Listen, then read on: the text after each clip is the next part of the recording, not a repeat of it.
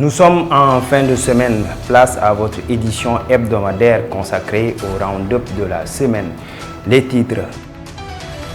Le chef de l'opposition sénégalaise Ousmane Sonko a essuyé des tirs à gaz lacrymogène. La scène s'est produite dans le cadre de sa tournée nationale entamée à Mbour. Le membre de la coalition Yewwi Askan Wi, Palla Mbengue, dénonce et accuse le régime. Les anciens chefs d'État sénégalais Abdou Diouf et Abdoulaye Wade ont eu un échange téléphonique au courant de la semaine. La discussion s'est faite entre Dakar et Paris. Au menu, des souvenirs et des prières pour la paix dans le pays.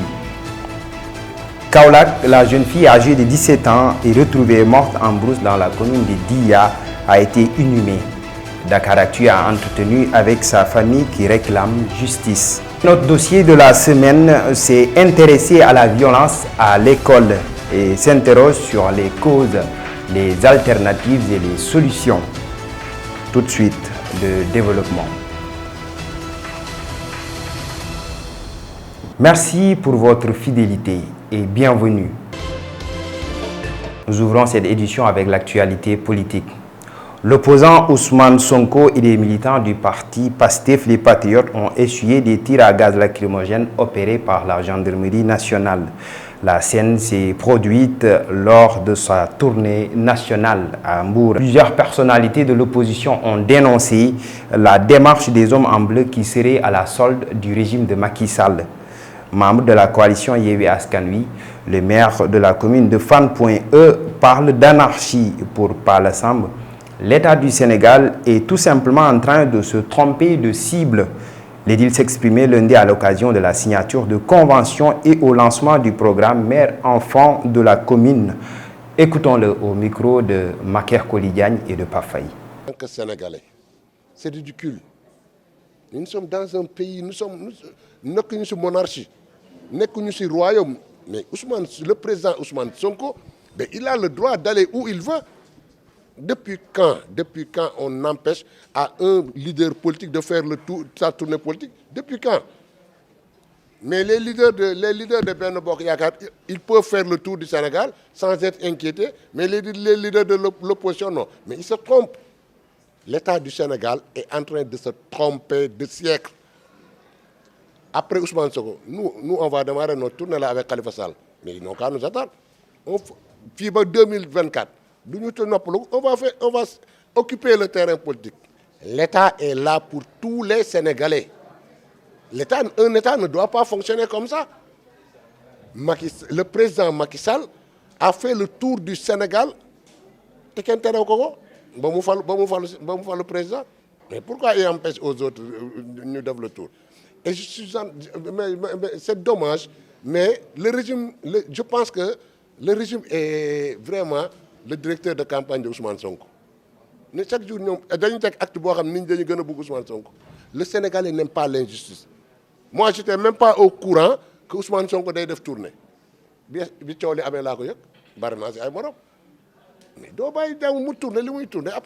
après c'est quoi? Nous allons vers les élections. C'est tout, c'est pas autre chose. Il faut que les gens puissent savoir ce que c'est qu'un État. Un État, c'est un État. Un État ne doit pas se mêler de certaines choses. Le ministre des Finances et du Budget, Moustapha Ba, a à l'occasion de la première séance de l'Assemblée nationale de la Banque mondiale plaidé pour un renforcement des fonds soutenus par la Banque mondiale pour répondre de manière efficiente aux défis et opportunités de l'Afrique. L'autorité avait au préalable présenté la situation du Sénégal face aux vents contraires mondiaux qui affectent la région africaine. Tenue le week-end dernier, la première séance de l'Assemblée annuelle de la Banque mondiale avait pour thème « État de l'Afrique, des opportunités dans une période de turbulence ». Écoutons l'intervention du ministre. On a géré tant soit peu la Covid-19 et au stade où nous sommes, en Afrique de l'Ouest, le Sénégal est en train d'abriter l'unité de construction de vaccins contre la Covid-19 et les autres pandémies, telles que aussi la fièvre jaune. Et le troisième élément qui semble vraiment important, c'est revenu là-dessus, tout à l'heure, c'est l'accroissement des investissements dans le domaine de l'agriculture pour renforcer la sécurité et la souveraineté alimentaire. Le budget du département de l'agriculture a cru entre 2020 et 2022 de plus de 20%. Et le dernier élément qui est tout aussi important, c'est la résorption progressive du gap infrastructurel, parce qu'on a débuté l'exploitation du train express régional et l'extension du réseau autoroutier où on avait trouvé 32 km d'autoroute, on est passé à 189 km d'autoroute. Okay. Voilà brièvement ce que je pouvais indiquer comme défi et comme opportunité que le Sénégal est en train d'exploiter. Je peux développer les différents fonds qui existent, le fonds de résilience, le fonds de lutte contre l'insécurité alimentaire et la réallocation des DTS ciblés à 100 milliards de dollars et que jusqu'ici on est à 45 milliards de dollars. Voilà le plaidoyer que je pourrais apporter en 30 secondes. Les deux anciens présidents, Abdou Diouf et Abdoulaye Wade, depuis Paris et Dakar, se sont parlé mardi lors d'un rendez-vous téléphonique. Dans une note parvenue à Dakaractu et signée par le secrétaire privé du président libéral, les deux hommes d'État, après avoir évoqué des vies et souvenirs, ont prié pour eux et leurs familles pour la paix au Sénégal, en Afrique et dans le monde. À la fin d'un entretien amical rempli d'émotions, les deux vieux amis se sont séparés, se promettant à l'avenir de s'appeler plus souvent. Parlons société. Elle répondait au nom de Fatou Samb, âgée de 17 ans. La jeune fille a été retrouvée morte en brousse à Dia, une commune du département de Kaolack. Selon des sources sécuritaires, le corps de la victime était en état de décomposition avancée, abandonné non loin d'une piste reliant la commune de Dia à celle de Kaolack, entre les villages de Djokel-Peul et Djomkhel. Une équipe de Dakaractu Kaolack s'est rendue mercredi au domicile des parents de la jeune fille. Sa famille est sous le choc depuis l'annonce du décès. Son père, Elhadj Thioune Samb, a témoigné. Il réclame la lumière dans cette affaire. Écoutons ses éclairages. waaw damay lancer appel boo xam ne ça me vient tout droit du cœur sama xol laa ko tibbee parce que métti na boo dégg parce que daf la jegewul moo tax xamoo méttiwaay fi mu toll mais lii dañ ci war a jóg sérieusement parce que lii mu ngi yàq àdduna xale bu la deful waxu la nga dem sàkk ko boo ko sàkkoon sax delloo ko ay mbokkam ñu xam ne sàkk nga ko ñu dem uti beneen pexe faj ko ak yooyu defal ko mais sàkku nit ki ba pare rey ko loolu dafa ñaaw man daal su ma sañoon en tant que parent peine de mort moom dañ koy indiwaat ci Sénégal ñu saxalaat ko fi waaw parce que suñ deful loo rek bu ñu wanoon nit rey na nii ñu jël ko rey ko teg ko ci télé bi rey loolu du fi mos a jógee parce que boo tëjee nit 6 mois 1 an ñu génn waat da ngay génn mu génnaat ci biti def la même chose waaw parce que prison yi dañoo saturé ci nit il faut am na ñoo xam ne duñ fa yàgg wala nga dugal ko fa ay mbokkam def ay pexe génne ko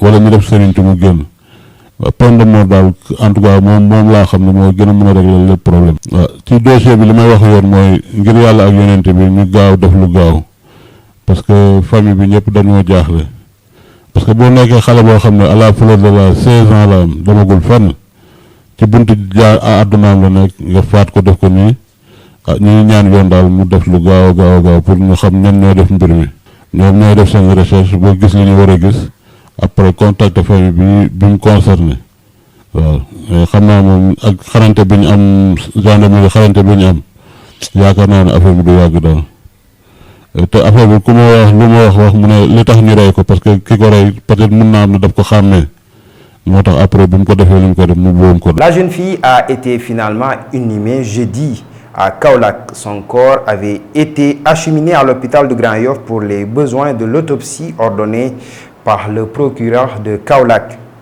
Mais cela n'a pas pu se faire pour cause l'état de décomposition avancé du corps.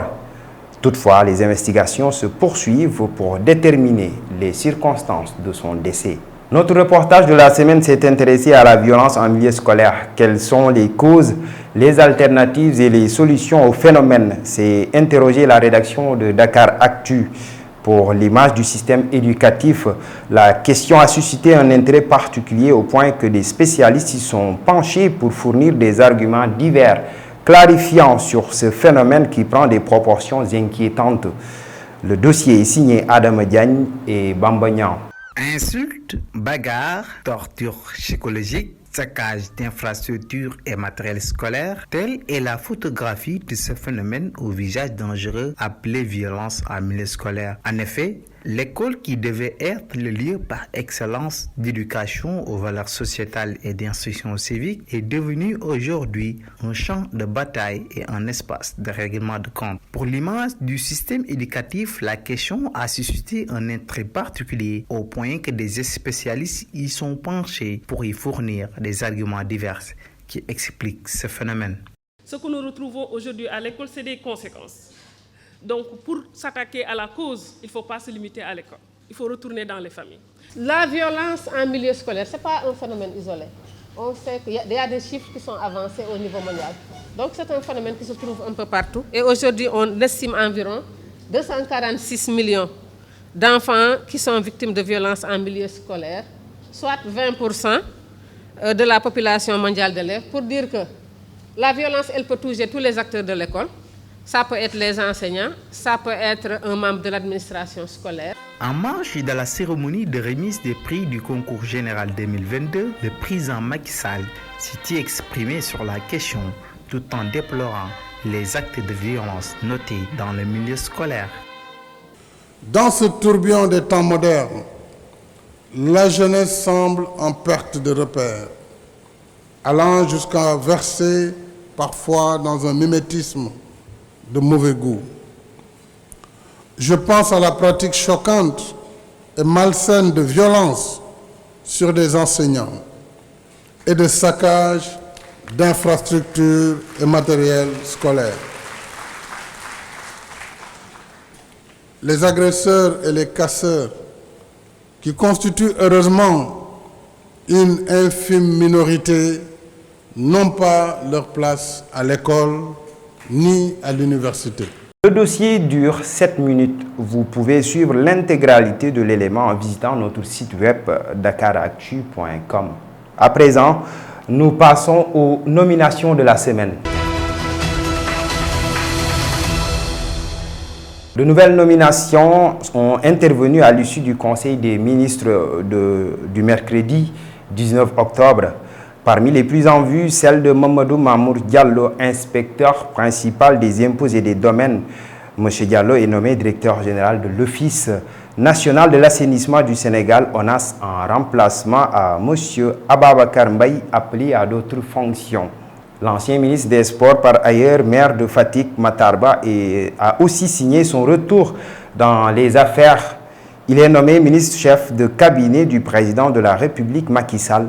Il remplace à ce poste le ministre Mame Mbaye Niang, qui a maintenant en charge le tourisme et les loisirs. Monsieur Maël Thiam, expert en marketing et stratégie, est nommé président du conseil d'administration de la Société nationale des eaux du Sénégal, SONES.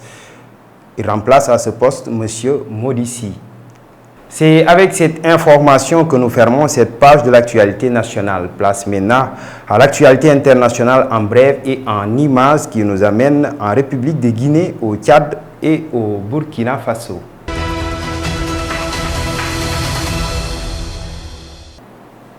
En Guinée, des heures ont mis aux prises de jeunes manifestants et les forces de sécurité jeudi dans la banlieue de Conakry, faisant état de 3 morts et une vingtaine de blessés par balle, a indiqué dans un communiqué le collectif organisateur, contredit par les autorités guinéennes. Le procureur général de Conakry, Moussa Konté, a fait état pour sa part de 6 blessés dans les rangs des forces de sécurité, dont 5 graves, et de 2 blessés parmi les civils. Il a ordonné des poursuites contre les organisateurs et tous les participants de la dite manifestation interdite dans un communiqué lu sur la télévision d'État. Le Front national pour la défense de la Constitution, le FNDC, officiellement dissous par la junte, avait appelé à manifester pacifiquement pour réclamer un retour rapide des civils à la tête du pays, ainsi que la libération des prisonniers politiques. Au Tchad, des manifestations meurtrières ont été enregistrées jeudi. On dénombre une cinquantaine de morts et une centaine de blessés, a déclaré le Premier ministre Saleh Kebzabo, qui a annoncé par la même occasion la suspension de toute activité d'importants groupes d'opposition et un couvre-feu sur l'étendue du territoire tchadien. Selon l'autorité, les régions de N'Djamena, Moundou et Koumra ont été les plus affectées par la tragédie. Il a précisé que le couvre-feu instauré de 18h à 6h du matin durera jusqu'au rétablissement total de l'ordre. Au centre de la contestation, l'extension de la période de transition politique dans le pays. Au Burkina Faso, le capitaine Ibrahima Traoré, nouvel homme fort du pays qui a pris le pouvoir lors d'un coup d'État le 30 septembre, a été investi vendredi président de transition par le Conseil constitutionnel. C'est le deuxième putschiste que le Conseil constitutionnel investit en 8 mois après la prestation de serment du lieutenant-colonel Paul-Henri Damiba, arrivé au pouvoir par un coup d'État fin janvier avant d'être lui-même renversé le 30 septembre dernier. Selon la charte de la transition adoptée la semaine dernière, la transition doit s'achever en juillet 2024 avec la tenue d'une élection présidentielle à laquelle ne pourra pas participer le capitaine Ibrahima Traoré. Et c'est ce qui met terme à cette édition de la semaine. Vous pouvez continuer à consulter votre site web d'information en continu Dakaractu pour rester au diapason de l'actualité.